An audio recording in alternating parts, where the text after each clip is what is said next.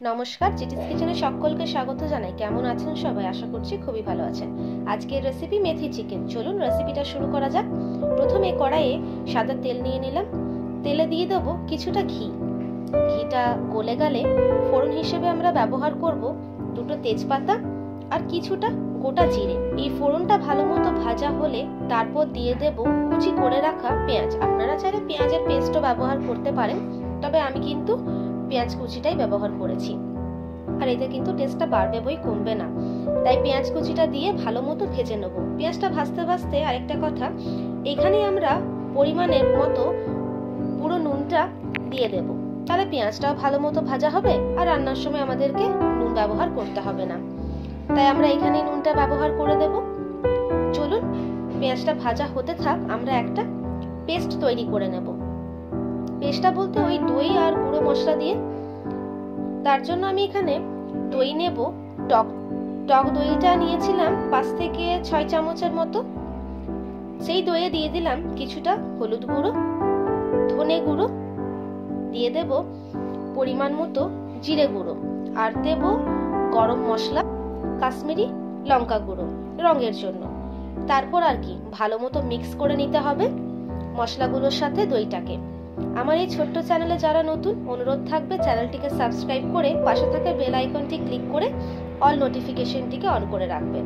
তাহলে আর কি all নোটিফিকেশনটিকে on করে দিলে আমার পরবর্তী ভিডিওগুলো আপনি পেতে পারবেন নোটিফিকেশন, আর দেখে নিতে পারবেন নতুন নতুন রেসিপি।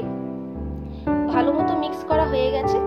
ওইদিকে আমাদের পেঁয়াজগুলো কিন্তু ভাজা হচ্ছে। এর মধ্যে আমি আরেকটা পেস্ট তৈরি করেছিলাম, যাতে ছিল লঙ্কা, আদা আর রসুন। সেই পেস্টটাও কিন্তু এই ভাজা পেঁয়াজের মধ্যে আমি দিয়ে দিলাম। আপনারা চাইলে এই আদা লঙ্কা রসুনের পেস্টটাকেও দইয়ের সাথে মিক্স করে দিতে পারেন। আমি মিক্স করিনি, আমি আলাদা করেই রেখেছিলাম। এটা দেওয়ার পর ওই 1 মিনিটের মতো আমি নাড়িয়ে চাড়িয়ে নিয়েছি। তারপর দিয়ে দিলাম এর মধ্যে ওই দইয়ের পেস্টটা। তারপর কিন্তু ভালো মতো কষিয়ে নিতে হবে এই মশলাটাকে।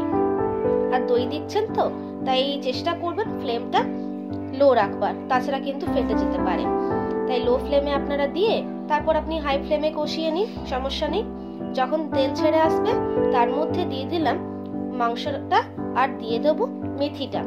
তারপর মাংসটা আর মেথিটা দিয়ে আমাদেরকে কিন্তু ভালো মতো কষিয়ে নিতে হবে 3 থেকে 4 মিনিটের জন্য।